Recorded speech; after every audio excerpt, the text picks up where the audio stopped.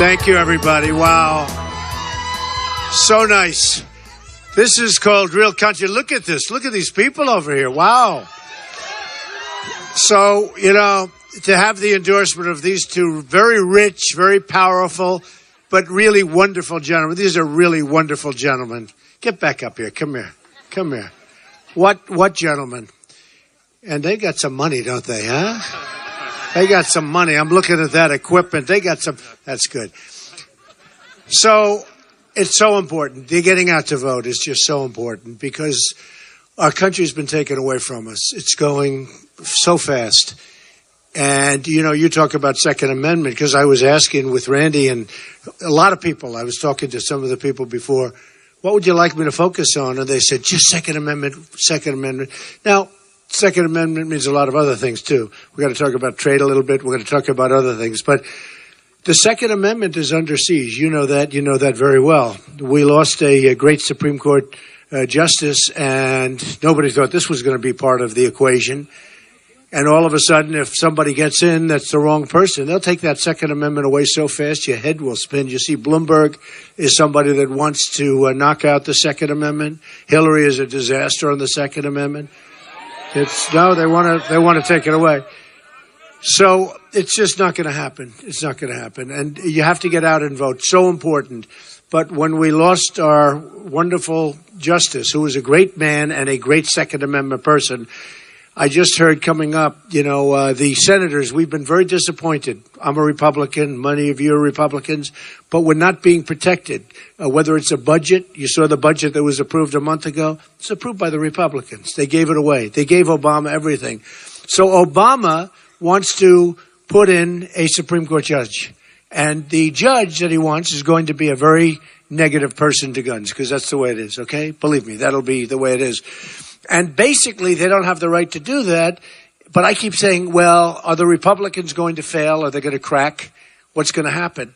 And coming up today, I'm hearing, well, there could be a way of Obama pushing it through. Here we go, right? Here we go. Same thing you heard with Obamacare. It's going to be defeated. It's going to be repealed. We're going to repeal and replace Obamacare, believe me. But, look at what's going on with your premiums. 35, 45, 55% up. Your deductible is so high. You've got to see that truck right there. You got to get hit by that truck in order to ever use it. So I come up and I'm hearing that Obama now, who said, by the way, yesterday, Donald Trump will not be the president. He will not be. No, it's a compliment. Look, he's been perhaps the worst president in the history of the United States. So it's a compliment. But he was all over the place yesterday saying Donald Trump will not be. I think we have maybe a little surprise in store.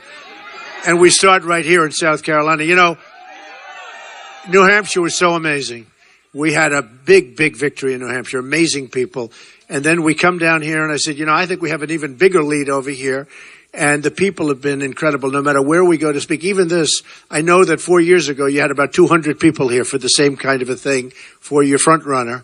And he's a good front runner and a good guy, and he did well.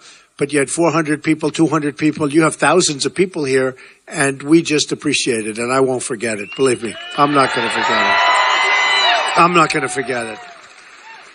So I hear that they're talking about trying to get a liberal judge in, a judge that does not like the Second Amendment, a judge that, this is one of many, but a judge that does want to do a number on the guns, and I know how important it is. We're just not going to let it happen, okay? It's not going to happen. And if we get elected, we know that. But we have 9 months, 10 months to go. We have to have the Republicans hold fast, because I'm just hearing these little cracks saying, well, maybe if you appoint somebody, maybe we can get along. Maybe. It's not the way it's supposed to be. Now, it's possible that they'll have their wish, because if they win, they're going to be having their choice. But if they don't win, we're going to start really taking back, because we have 3 or 4 or 5 maybe Supreme Court judges. This was not supposed to be one in question. This was a very sad circumstance that happened with, really, to me, it was a very sad circumstance. But now we're going to see what happens. I will only tell you this. We are doing well. We have a really good chance to win. If we can win in South Carolina, we're going to go. We could very well run the table. And I don't know if you saw.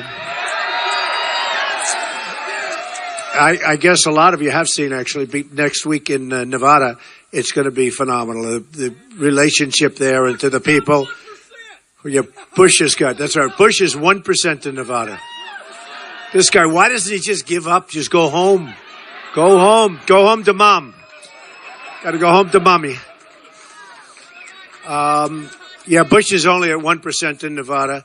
A couple of them are, at 10, 11, 12, and I'm at like 40-something, 48.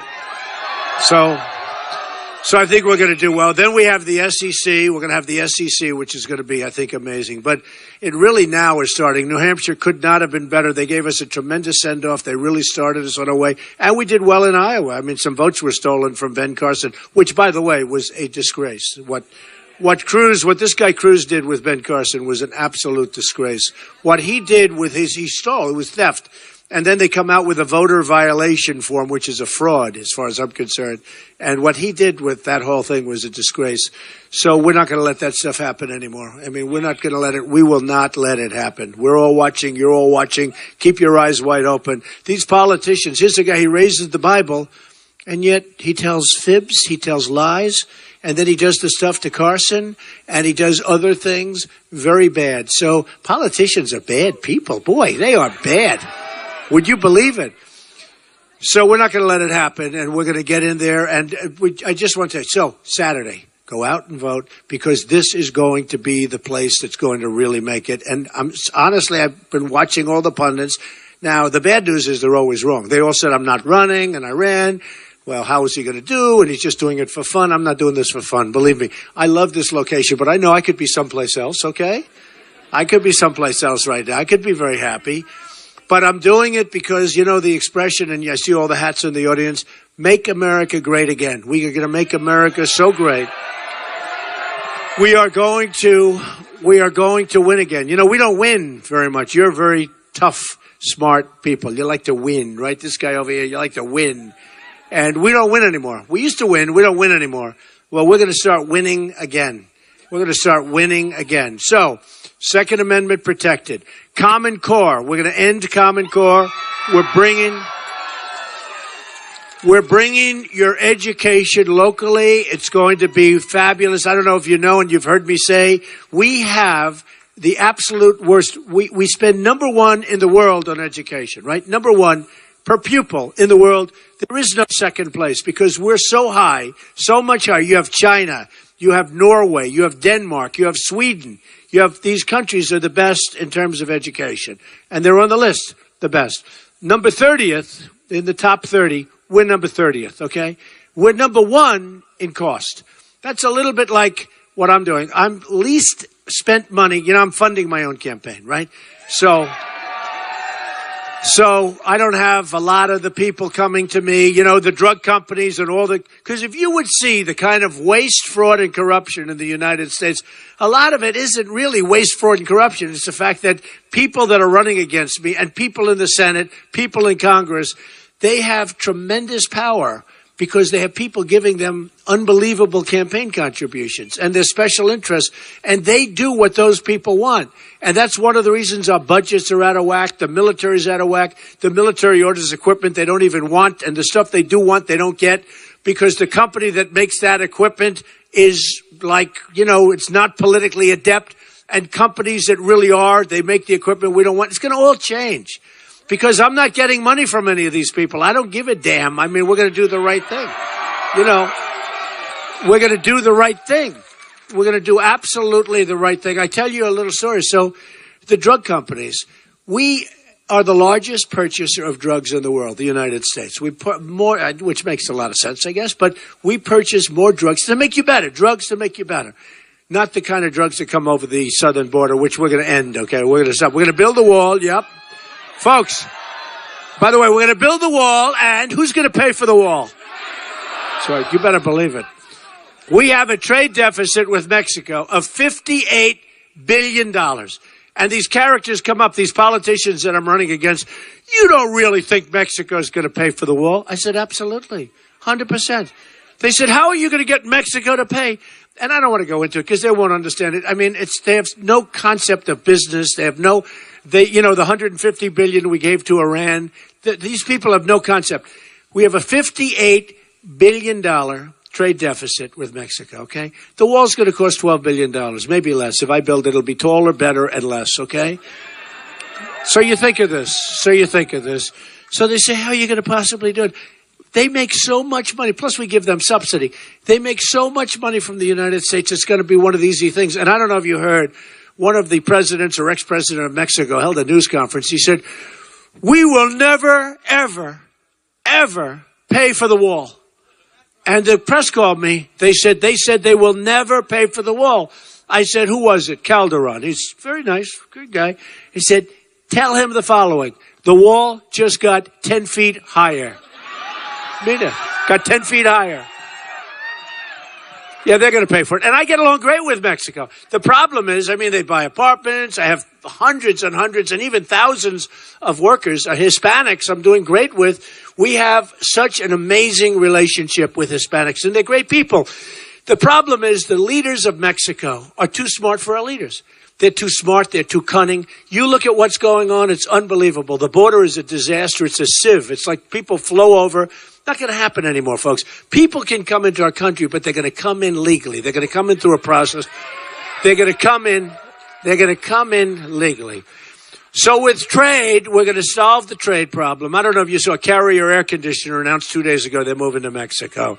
Nabisco, they're moving their big plant from Chicago to Mexico. Ford, they're moving this massive complex. They're building $2.5 billion plant, and now they just announced they're building it bigger. I've been talking about this for 2 years. Yesterday, the Wall Street Journal, they announced they're building it bigger. In other words, they're doubling down. You know why? Nobody does anything about it. I'm going to do something about it. So I watched. Somebody said, what would you do about Carrier? Because that was a sad case. Somebody used their cell phone, and they would tell them, you're out of work, you're out of jobs, you forget it, it's over. We're moving to Mexico. And the people are crying. Grown men that have been there for a long time, really incredible people. And they're crying, and they're devastated, and they lost their job. They've never had another job. And now this whole thing's moving to Mexico. And they said, what would you do? I said, tell you what I'm going to do. Because, they talk about free trade. I'm a free trader. But I say, if I put a tax on these characters, these, idiots, they're like stupid. They say, Donald Trump is not a true conservative because he taxed. We got to make, it's got to be fair stuff, folks. It's got to be fair. I'm a conservative person. Hey, I'm the most conservative on the border. I'm the most conservative with the military. Nobody's tougher than me. I'm the most conservative. We are going to make our military so big, so strong, so powerful. Nobody's ever going to mess with us, folks. We won't have to use it. I'm the most conservative on taking care of the vets. Our vets are treated horribly. We're going to take care of them. I'm the most conservative on Common Core. We're ending Common Core. I told you that, and we're moving it locally. And nobody is more conservative, and we call toughness, but nobody is more conservative on the Second Amendment. So all of these things. But with Carriers, so they have in, and they're coming across, and they're going to build a plant and probably get some subsidies from Mexico. We probably even give them subsidies. They probably have the United States giving subsidies to move out of the country. That's how stupid it is, and that's how stupid we're run. So what happens is they say, what would you do? I said, very easy. We call them. We say, let's have a meeting. Here's the story, folks. You're moving to Mexico, congratulations. But if you don't stay in the United States, you're going to have a problem. But here's what you do. You want to move to Mexico, build your factory. It's going to be wonderful. Hire your people. They're not from the United States. All those people are now looking for jobs, and those are good jobs. We're hiring a lot of part-timers now. We're hiring, and the numbers are totally phony, the 5%, totally phony numbers. So I say, here's what we're going to do. Very simple. You build your plant in Mexico, enjoy yourselves, and you're going to sell air conditioners and just have them cross the border and sell them to the United States. No, you're going to pay a 35% tax on every air conditioner. It's true. It's the only thing you can do. And you know what? It's the only thing you can do. There's nothing else, because otherwise how are you going to get them to stop? And then you have the devaluations with China, the all-time. They're like grand chess masters or these people are the greatest in history. They're grandmasters of that devaluation. They devalue their currency. Japan's doing very well too. They're killing Caterpillar. They're ordering Komatsu tractors now because they've devalued you take a look at what's happened to the yen, and it's very hard. A friend of mine, he's a big excavator. You all know excavators. I love excavators. This guy's a very big one. He buys Caterpillar tractors all the time and excavators. He just put in a big order for Komatsu. Not that he wanted to. He said, Donald, they made it impossible for me not to buy. They've devalued the yen to such an extent, Japan, that it made it, I mean, I owe it to my family, to my company, to myself. I have no choice. And he was like depressed. He wanted to buy Caterpillar. I said, what's the difference? He said, they're both good. Caterpillar's better. But I couldn't help but do this. Well, China is doing that times 100, times 1,000. And what they're doing is the devaluation of their currency makes it impossible for people to compete. We can't allow that stuff to happen. Look, when we send stuff over to China, it doesn't get in. If it does get in, you have to pay a big tax. When they stuff out, it's not supposed to be that way. It's supposed to be free trade. It's supposed to be they come, we go, back and forth. They devalue their currency, and on top of it, they make it impossible. I have a friend, he's a great manufacturer. He said it's virtually impossible to get his goods, and he makes better stuff than they do. He can't get his goods into China. When he does get them in, he has a tax to pay. I have a friend who actually bought an airplane, and he can't get it into China because the tax is so massive. He's going to sell it now at a big loss. Okay? Well, and think about Boeing. By the way, think about Boeing. Boeing is building plant over here. Boeing just had a big order from China, but China is making them build a massive airline facility, right? Massive, like bigger than anything you've seen. Okay, you feel good about Boeing right now? Tell me in 5 years, unless I'm president, you'll be fine. Don't worry about it. But tell me in 5 years you're going to feel good about Boeing, because I'll tell you what's happening. They are going to build that plant. They're building it. It's going to be finished soon. But they're going to build that plant. They're going to devalue the hell out of their currency. And all of a sudden, you'll be reading a big front page story all over the place that Boeing's going to leave, right, South Carolina. They're going to make all their planes in China. Because that's what they do. That's what they do. And our leaders aren't smart enough to stop it, okay? I have Carl Icahn endorse me, great businessman, very rich guy, very, very successful. If I told Carl, do me a favor, I want you to watch over China trade. We're going to be in great shape. We have right now people that have no concept of what they're doing. They have no concept of what they're doing. They're political hacks. I mean, that's what they are. They're political hacks. And these are the people that are negotiating with these people from China. And again, China likewise. I get along great with China. Largest bank in the world, my tenant. They buy condos for tens of millions of dollars. I have the Bank of America building in California. I own a big chunk of that. I got that through China, through a very complex set of transactions, but through China. I mean, I think China's terrific. I'm not angry at China. I'm angry at our leaders for not being able to compete with China. I'm not angry. So we're going to get things changed around. We're going to use our best people. We're going to be so smart, and we're going to start winning again. We're going to have strong borders. We're going to have strong military. We're going to take care of our vets. We're going to have such great trade deals. We're going to win again. We're going to win again. We're going to win so much. And, and by the way, we're going to get rid of ISIS, and we're going to get rid of them fast. I was against the war in Iraq from the beginning. I was against the war in Iraq. We shouldn't have done it. We did it.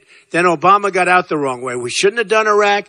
We did it. It destabilized the Middle East. Exactly. If you go back, you could see 2003, 2004. I said it's going to totally destabilize the Middle East because you had Iran and Iraq. And they were the same militarily. They'd fight, boom. Then they'd rest. Then they'd fight for years and years and years. They were the same. We decapitated Iraq. And now Iran is taking over. Not only do they get the $150 billion, maybe the worst transaction I've ever seen negotiated. No, done by the famous Obama administration. The worst, the dumbest, one of the dumbest deals I've ever seen, man. We get nothing. We should have gotten those hostages before we started even negotiating, not now. We should have gotten them years ago. But if you look at what's going on, and now on top of that, we gave them Iraq because Iran is now taking over Iraq. It's just taking it over. So here's what we did.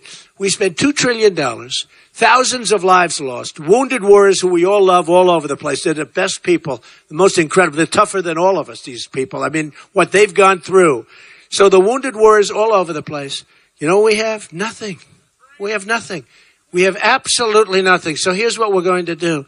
We're going to change things around. We're going to be smart. And we have to We'll do what we have to do in terms of ISIS and all, but we have to start rebuilding our country. We have $4 trillion in the various places. $4 trillion, not going to happen anymore. We're going to have a strong military, but we have to rebuild our roads, our bridges, our tunnels, our schools, our hospitals. I mean, our country's like a third world country. You go over to Qatar and you go over to some of these places in the Middle East. You go to China, you see the airports, you see the bridges. They have bridges that are so incredible, you've never seen anything like it. They have railroad trains that go 350 miles an hour. And we have things that go chug, chug, chug, like from 100 years ago. We become like a third world nation because we're fighting everybody else's battles. And remember this, we are like the policemen of the world. But we don't get paid anything. We protect Germany. We protect Japan. Do you know that in Japan, if we get attacked, we have a treaty with Japan. If we get attacked, they don't have to do anything. If they get attacked, we have World War III. We have to protect them, okay? I mean, who makes these deals? We protect, as an example, South Korea. You have a maniac right next to him, right? But we protect South Korea. So every time we order televisions, they come from South Korea. They make a fortune. We protect South Korea. Let me tell you something. Why aren't they paying? They pay peanuts for what we do. Every time this guy, raises his head, we see our ships start to sail, our soldiers get ready. We have 28,000 soldiers at the border.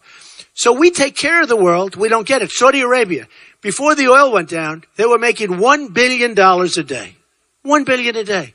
And we rent space so that we can help them. We rent military bases. We pay rent. And yet without us, they wouldn't last for 2 weeks. They'd be gone. So we're going to change all that stuff, folks. I mean, we want to be good. We want to be fair. We want to have heart. And we're not going to let these Syrian folks in that we don't know who they are. We don't know where they come from. They're not coming into this country. They're not coming in. You have a lot of them. I don't know if you know it. You have a lot of them moving to South Carolina. I don't know. Have you heard this? And you ought to tell your governor, don't let them move to South Carolina. You don't want them in South Carolina. And I know they'll say, well, we have nothing to do. We're state government. Let me tell you something. If a governor from a state didn't want to have them, I don't care what it says, you don't have to have them. But we don't know where they come from. We want to help them with safe zones. We want to get the Gulf states to pay. I don't want to pay. We owe $19 trillion. We owe enough. We can lead it, but let the Gulf states, they have so much money, they don't know what to do with it. Let them build safe zones. Look at what's happening in Germany. It's a mess. Look at Sweden. Look at Brussels. I mean, Brussels, you go there 20 years ago, 15 years ago, was incredible. So when I call for moratoriums and I call for this, first I get hit with tremendous heat, right? Then everybody sort of says, he's right. Same thing on June 16th, I announced, got to stop illegal immigration. The heat I took was unbelievable. 3-4 weeks later, they're all saying, Trump is right. Then you had Kate killed in San Francisco, beautiful Kate, by an illegal immigrant. You had Jamil in Los Angeles killed, incredible guy. I mean, young man, wonderful father, is a friend of mine, a great guy. You had the veteran, 65-year-old woman, a veteran, raped, sodomized, and killed in Los Angeles by an illegal immigrant. Got to stop it, folks. We got to stop it. We got to be smart. We got to be a country again. We got to be a country again. So I just want to thank, this endorsement meant so much to me from these two guys and from the whole community. I just want to say, get out and vote. We're going to do something that you're going to be so happy with. We're going to win so much, and we're going to make America great again. That's what we want to do. Make America great again. So Saturday, get out and vote. Thank you. We love you all. Thank you very much. Thank you. Thank you.